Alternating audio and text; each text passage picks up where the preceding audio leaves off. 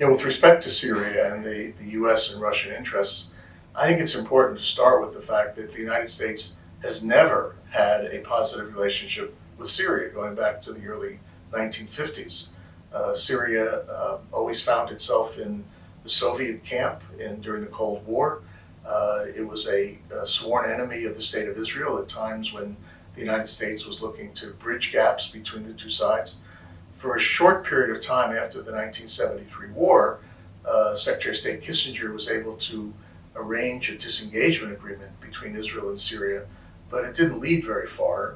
The only other positive movement took place during the Clinton administration when there was a moment in which the Madrid Peace Conference might have given way to a Syrian-Israeli agreement, but between Assad's hardline stance, Israeli caution, and then Assad ultimately died and gave over power to his son, that really collapsed.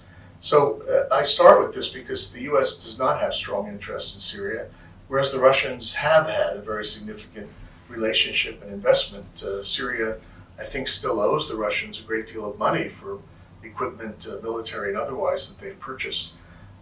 That said, starting in 2011, there was a huge debate in the Obama administration as to whether or not what was happening on the ground in Syria required U.S. intervention, largely on the side of humanitarian as opposed to strategic reasons.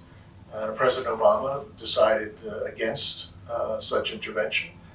President Trump has basically agreed with that, and on the ground that's effectively meant this ultimate triumph for the Assad regime with the support of Russia.